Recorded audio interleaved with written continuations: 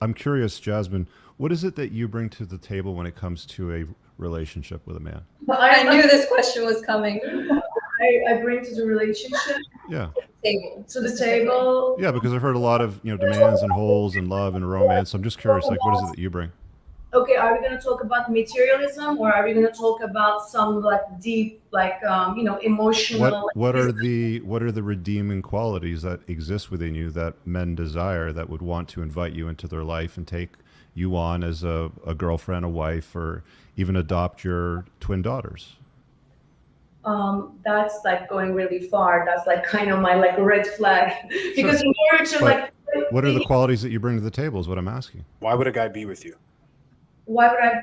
Okay, first of all, I'm a very dedicated mother. Like I'm really involved with everything that I do with my daughters. How does that benefit me as a man? You're 42. You can't have any more kids. You've already got kids. Why is that a benefit to me? Well, who said that I'm going to give you kids? That's the point that I'm making. Good I'm point. going to give you kids. I'm not entering a relationship to have a baby. Maybe I just want a companion. I know, but you're But talking Yasmin, about the being a question great is, mother. Yeah. How is that a benefit to me as a man? Okay, first of all, I don't. Like, there's no benefit to me as a man. Like, do you understand that? Yes, I understand that, but that's kind of like you speaking from your own point of view. Are we talking about you or men? No, I'm asking you, what is it that you bring to the table when it comes to a relationship? The first thing that you went to is I'm a wonderful mother.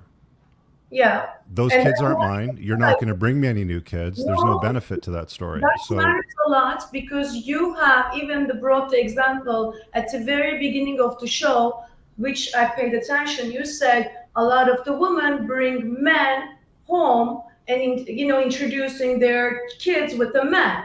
That's something I will never do until I get married to somebody else. I'm very, very clear on that. okay. So, You are not going to see my child until I really for sure know that you are seriously got it. involved. No, but I'm asking what you bring to the table, Jasmine. I bring, You're how are very you? nurturing, compassionate. You're not a. Are you going to provide? You mean I You're no not longer want. I providing, no right? longer want to provide, but I will provide because I can provide. obviously her being? Yes, I'm a very. First of all, okay, I'm a hard worker. I'm exactly what She Jackie runs said. her whole household by herself, By so she can myself. fully run the house. Yes, I'm a great cook. I am a. Okay, the cooking skill is useful. I'm traditional.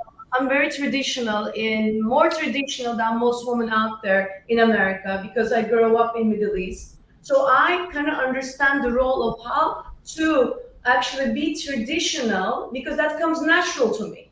Okay, so that's rare, I think, right But now. but you're not a traditional woman if you're a boss girl running businesses and you're an alpha female. That's not traditional. Why? There's a lot of women out there in New York City. If you go on Wall Street, you will see 60, 70%. Do you think that that's what guys want?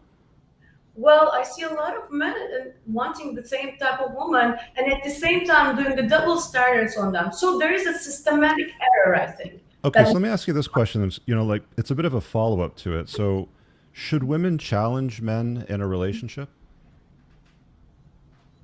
In what regard? Yeah, in what way? Challenge him. Offer a challenge in the relationship. About cheating? Sorry? About the cheating? Like No, that's- just general. challenge him in general. Like, create a challenge in the relationship. Like, not be easy, not be agreeable, like be a challenge. Are you No. The only kind of challenge should be to make them better, push them to do more, to do better. Otherwise, like, no. That's good. What do you think, Jasmine? Do you think that women should be a challenge in a long-term relationship? If you were to ask this question to me when I was in my 20s, I would be like, yeah, let's challenge that. Right now, I pick my fights with everybody, even a man or woman. So I'm at a point in my life where I like to have the ease in the relationship where I want to be, understood. And at the same time, I want to do my best to understand the other person. I'm And that curious comes from Anita's perspective, what do you think's going on there? Do you think that she's, I'm somebody- sorry. from your perspective, do you think that she's like she's obviously single right now, right? And she's got a very strong personality. How does that sort of jive with your practice and your work? I'm curious. So I am the antithesis of traditional. I was married. I stayed at home. I was a stay-at-home wife and mother for 12 years.